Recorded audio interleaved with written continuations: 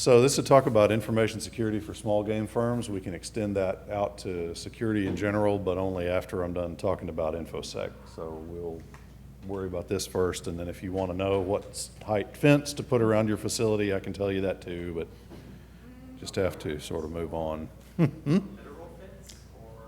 Sure, if you want, although it's be kind of, I'd rather do it at the bar later, but you know. So my name is Tim Ray. I've been doing InfoSec for the last 12 years. Before that, I was in games. I was in, actually a long time before that, I was in games. I was at Ordnance Systems on flight sims with Chris Roberts and that whole crazy team. My specialty is network behavioral analysis. That is, I look at the patterns of things that happen on your local area network or out on the internet, and I try and divine some significance from those patterns. Sometimes it drives you crazy, but not yet for me. I'm working at Drilling Info right now as a senior security engineer. And this is sort of what my life is in a large company. So DevOps, the darlings of the current regime of IT, sort of poop out rainbows, and I get to clean them up. So this is sort of what security is like in a larger operation these days. This is a conference about leadership, and so I noticed this morning that everybody in the keynotes was mentioning why they're a leader, why they were considered to be here. And I realized after I'd been looking back at my career, I've been first in a lot of places. The last 3 firms I've worked for, I've been the first security engineer or professional they hired. I was the first to write security policy for the last 2 firms I've been at. One I've completed and one is actually in progress. Certainly the first behavioral security analyst, the last place I worked, but they hired me to do specifically that, which was kind of interesting. And I've also been involved in building security awareness programs at the last 2 places I've been. So I talk to everybody, new hires. I love to talk to new hires and get them sort of inoculated to security early on. Being first penguin is kind of scary, but it's a wonderful, wonderful place to be. And I take a lot of drives on the weekend to decompress. So my hobby is amateur racing. So that's who I am a little bit. Security, like everything else in this business, is a very specialized field, and it has its own lexicon, it has its own language. If you ever run into a security professional and you're going to start talking to them at all, at some point or other, they're going to start hitting you with this mantra of CIA. And it doesn't mean the CIA that you think of. It actually stands for confidentiality, integrity, and availability. Everybody uses these terms. If you're going to start doing or talking about security with anybody, you're going to hear these words. And they are involved heavily in the working definition of information security, which is in yellow down at the bottom of the page. That's sort of what the classical definition is. There are a lot of things that it kind of isn't, and I'm going to talk about a couple of those right now, or certainly that that's included in security. And the reason that I want to talk about those is I've given talks like this in the past, and these are some of the things I've run into that are sort of misconceptions. I don't believe that security should be conflated with fraud. This is a funny little graphic that I found on John Welch's legal site, and it's about what constitutes fraud legally. Inadvertent problems, negligence, gross negligence, which legally are different things, reckless disregard, willful blindness, and then deceptive intent. That's all fraud. In the security field, fraud is considered a part of information security, but it's not actually the totality of it. And in game companies, a lot of times I've found people that say, oh, well, we're doing anti-fraud, we're insuring against fraud, therefore we're doing information security. And it's like, well, not really. But the two do converge. There is definitely a convergence. This particular site shows you the convergence. This is the first of several examples that I'll use today. Everybody familiar with this? Everybody familiar with this site? Anybody know this site, 2 months ago? No? Yeah, I mean, but before that, did you know about them at all? How come? Oh, okay. Sorry, that's a terrible joke. Yeah, but they're it is a site that caters to people that want to have affairs. So, or at least that's what they say. This was a nightmare. Fraud and InfoSec. Anybody could sign up your email account on Ashley Madison, and of course there was misrepresentation fraud here as well. They were lying to their customers. They were apparently lying about their customer base too, because apparently this was an example of the classic MMORPG, or many men online role-playing girls, because 90% of the customer base was male. But Did you read about the latest article that most of the women that were talking to men were bots? yes, so she's brought up the interesting fact that a lot of the women that were actually on the Ashley Madison sign were actually bots. So this is maybe even a modern version of a Turing test, a little bit, right? This is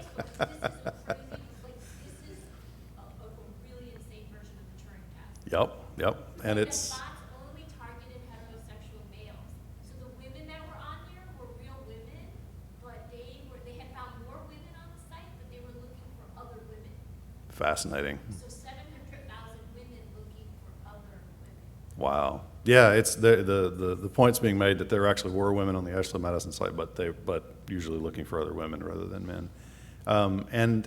And also the bot level, the level of bots was very large. The level of webcam people was very large. There was a lot of peccadillos associated with this that are a whole lot more interesting because we're living in America and we're a very prudish country, but whatever. Anyway, the interesting thing about this to me was that these guys were hacked, shamed, doxxed immediately. Everything was posted online, gigs and gigs and gigs of data. And it's going to really hurt them. Their CEO is already gone. It was a complete InfoSec nightmare. I think the best summary is that they suffered a tremendous loss of reputation and credibility. Yes, even adult sites have reputation. But where do all these things intersect? They meet at your customers. If you are a game company and you have customers, this is where it will hurt you the worst. Business partners are a close second, but your customer base is who's going to pay the price if your security is terrible. In my view, protecting the folks that are paying for your service is a good thing. So that's a good reason to do this. But this is where fraud and InfoSec converge. This is the message that the Impact Group put up for Avid Life Media when they were finally out of time, and they posted everything. So yeah, anyway, a fascinating hack. I'm not going to go too much into sort of game industry hacks that might demonstrate some of these things. Sony is well known. Some of you guys may have a lot of knowledge about that. But I'm trying to sort of provide examples from outside the industry. Security is also not compliance. This is a wonderful illustration of what compliance is versus security. So the fellow on the right there is actually compliant with the helmet law and motorcycle safety in general. He's got his helmet, he's got something over his eyes, he's actually doing pretty good. The guy on the left is actually taking care of himself. He's got a full suit on that's actually got what looks like some armor maybe underneath it. So if he suffers a mishap, gets scrubbed up against a barrier by a truck or something, he'll probably come out of it a little bit better than the other fella who might actually lose his entire face. So this is a really good example of security versus compliance. If you work with a third party, if you work with another business, this definition will become clear. I think the best thing to say about compliance is that it's relatively easy, and it certainly has something to do with security, but it isn't really security all by itself either. You do have to do it though. PCI, industry standard compliance if you're taking money, HIPAA, if you have an HR department at all, or you have employees at all, SOC 2 for audits and so forth. All of those things are having to do with compliance. And if you find somebody that actually likes to do audits, hang on to them. They are very rare. Treat them well, because auditors are a breed apart. All right. So everything about your firm, including security, depends on your vision. Are you trying to be acquired? Are you looking to own the market in your particular niche? Are you a lifestyle business? You're always going to have to address security, and it's way easier to do it early than to do it late. You will be much more interesting to friendly third parties and a whole lot less interesting to enemy third parties if your security is in order. It's actually just a very important part of what you're doing. And yes, extra points for anybody in the audience if you know where those questions actually came from. All right, can you retrofit this? So let's say for a second you started a company, you've got 75 employees, you got your first 2 products out the door. Can you retrofit? Absolutely, we are here to help you. The security industry is here for you. We love it. Usually the money's pretty good. Yeah, it will definitely cost you. And a lot of times companies will say, well, we'll just cross that bridge when we get to it. Because we'll have more money. I mean, security is overhead. It's pure overhead. It's not even like IT where you can actually save money sometimes. Security is just straight insurance, pretty much. Although it isn't really. I'll talk about that later. But we'll cross that bridge when we get to it. So Chrysler found out this year that they now have to retrofit 1.4 million vehicles because their entertainment consoles are vulnerable to hacking across Sprint's network. So you can control the car across the network and cause, one brake to lock up. So this is a life and death thing. The day after they announced this recall, they lost 2% of their stock value. Chrysler is a large company. That's a large amount of money. And Sprint dropped 8% the same day. So correlation does not always equal causality. The Sprint thing is a little bit, subject to that statement, but I don't think Chrysler is. I think they lost 2% of stock value because they have a critical security vulnerability in the electronics in their vehicles. Yes, question? Do you know if it impacted the Daimler side? Yes, so this is also big news in Europe. Fiat, actually. Fiat in Europe was also affected by it, but I don't know the figures on how badly they were affected. The question was, is Daimler Chrysler affected? And the answer is Fiat Chrysler is, but I don't know how much. But yeah. Okay. Yes, as far as we know. So yeah, the question was are Mercedes okay? And the answer is, as far as I know, they are. But a lot of other car companies, Chevrolet also started looking into this heavily. There's a lot of security jobs opening up in the auto industry right now. So very interesting. This would be a whole lot less expensive if they had just done this early on. I mean, think about it. If they'd written the code in a robust fashion when they were in their prototype testing phase and then replicated it 1.4 million times, they would not have this problem. So this is a whole lot easier to do early than late. All right, so what are you actually protecting? So your revenue stream, this is just security not taken quite far enough, literally. It's just not far enough across. If your game is stolen or your code is reverse engineered, you lose a bunch of money. No security is perfect. I want to point that out too. That's actually what the last talk was about, was when security fails and you have to go into court. How do you do that? And yes, there's insurance for that. Well, security is the work you do before that. So before you do the insurance for litigation, you do the security work, because then what you're left with is something called residual risk. It's the risk you're willing to accept. And you actually don't have to insure as much. If you do your security work up front, your insurance costs are reduced. But anyway, if you sell 10 million copies of something, let's say, and you sell 6 million copies, but you know that the game is out there 10 million times, that's 4 million pirated copies in the wild. Because no security is perfect, let's say you could solve maybe 3/4 of that problem doing good security. That means your potential savings, if you'd done better security, was probably 30% of your profit for any given year that you sold that many copies. So would you pay something to prevent that is the question. Generally speaking, the answer to that in the rest of the world is yes. In the game community, what I've found is that a lot of times the answer is no, we'll simply raise the price. That was actually real popular in 2006.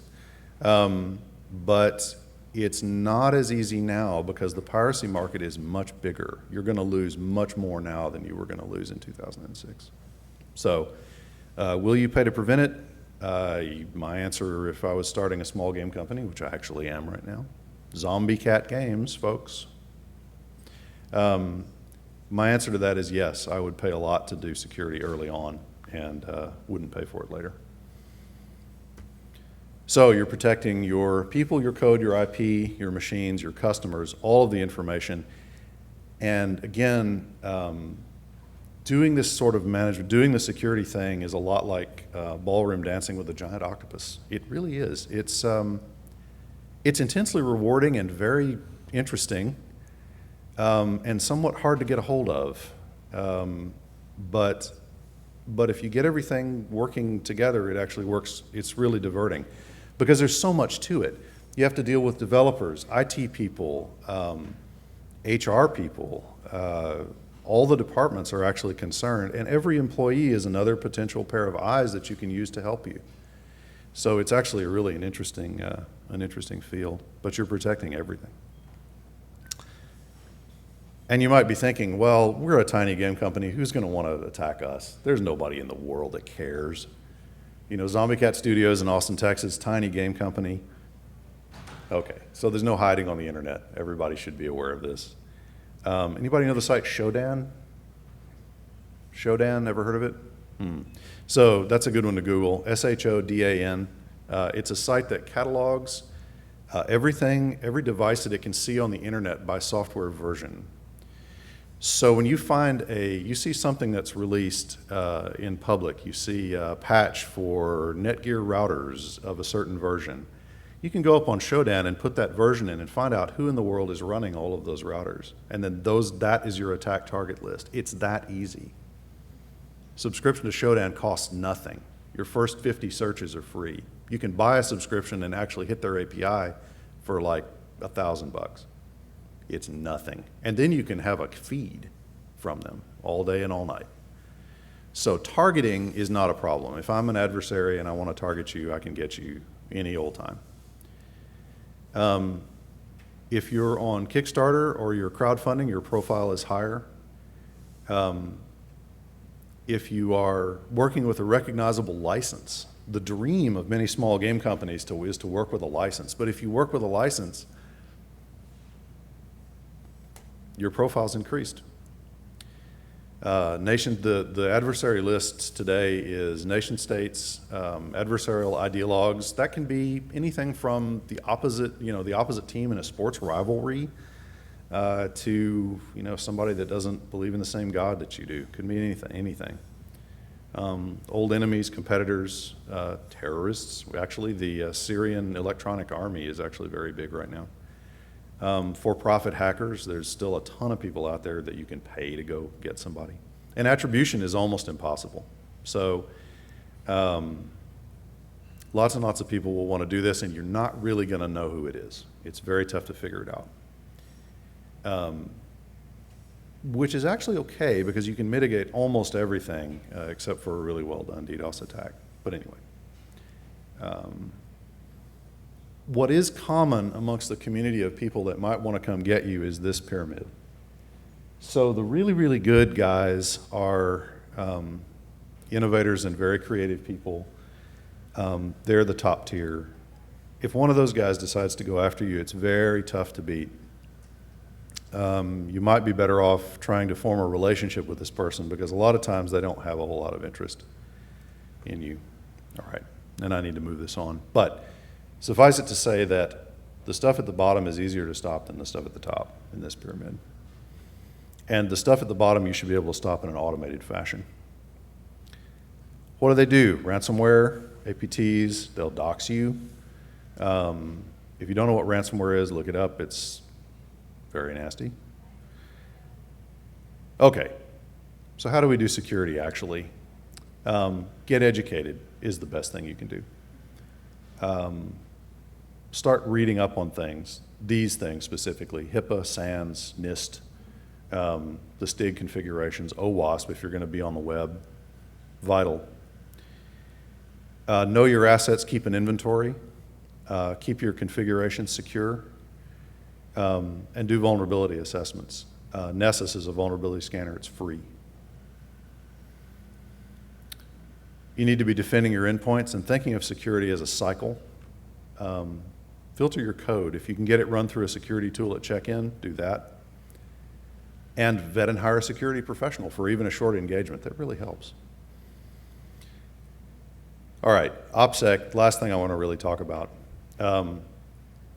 Operational security is mastering the whole need-to-know process.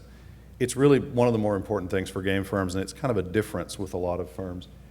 If you have a good idea, copyright protection is not going to help you, usually, because you just need to be first to market with your idea.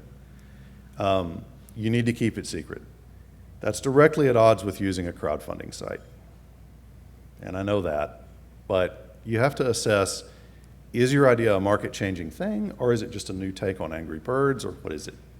If it's a market-changing thing, you might want to consider keeping it really, really secret and limiting the number of people that know it, and making sure that you have one person that's designated that talks to the press, right?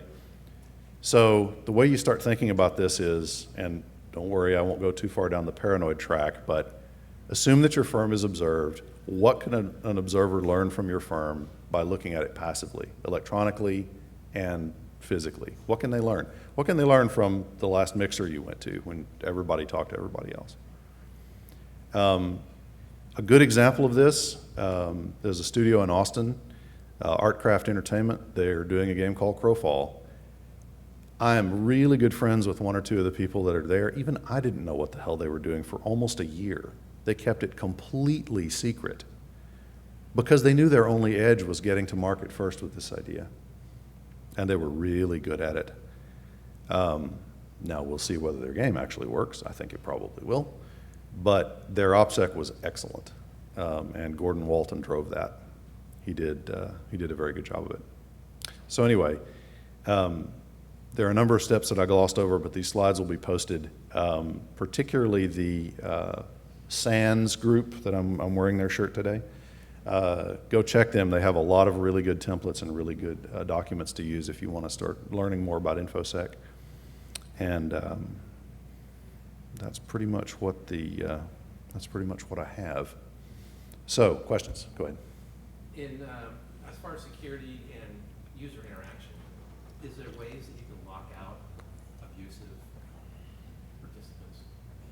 So the question is, can you lock out an abusive user?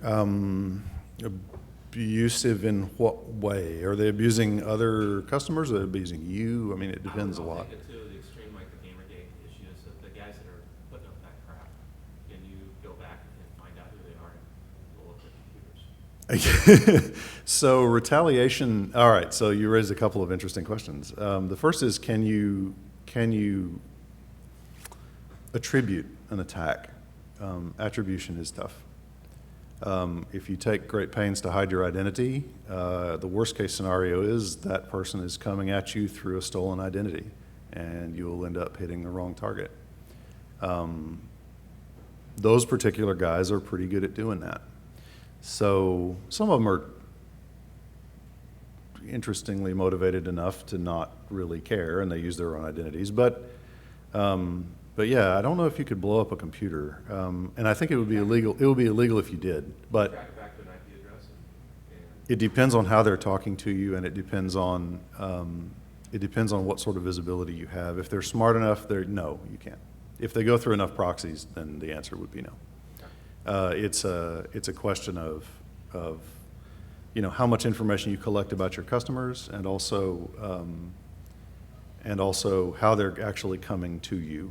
If they're careful and they come through a bunch of proxies, you won't find out who they really are. But it's very hard to play a game like that, of course. But I mean, if you're just there to grief other people, then you don't really care. They're playing a different game than your game. So I guess is the best answer. Attribution is very difficult. In order to see somebody like that for real, you'd have to have perspective enough to see the endpoint and also the ultimate origination point of the traffic. And that's not something a civilian organization really can do very well. So, any other questions? Yes, please. Relative to, they're talking about data science as just in a previous talk about using these third-party softwares to do your analytics potentially.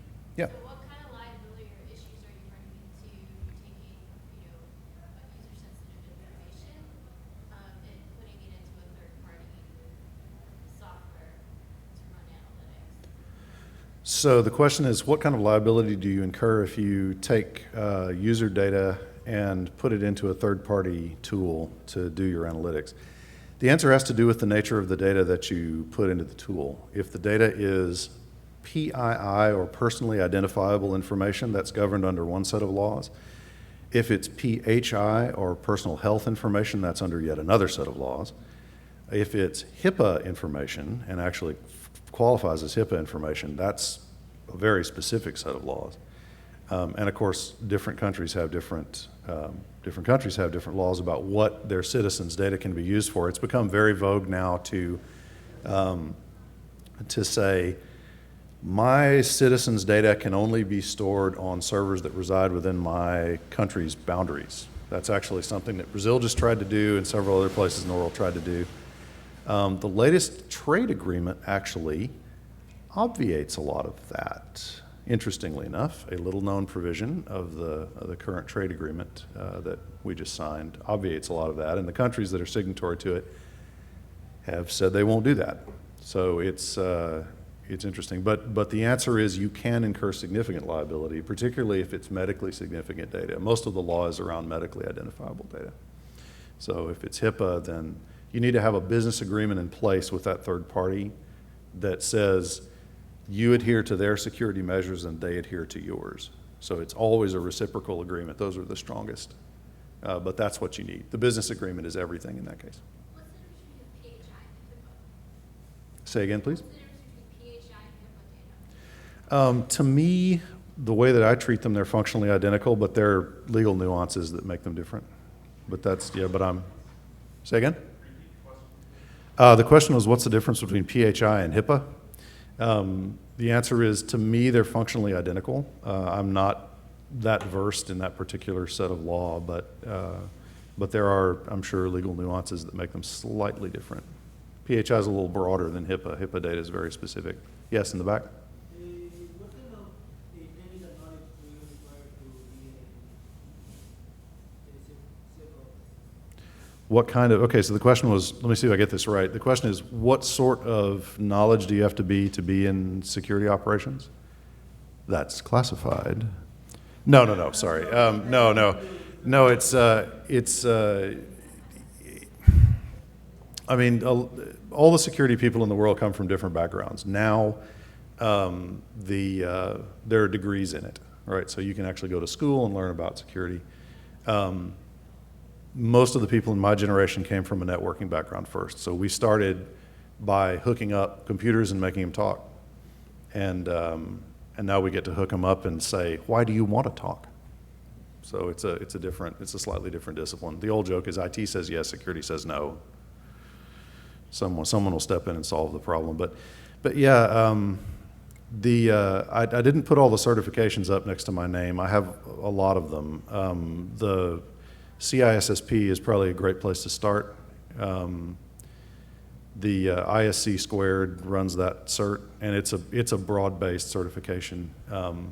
There are many of them. Microsoft does their own, Cisco does their own. Yeah, I have some that don't even matter anymore. Novell, for instance. But yeah. Any other questions? All right. Stay secure. Remember, Samuel Jackson loves OPSEC, and thank you very much for listening.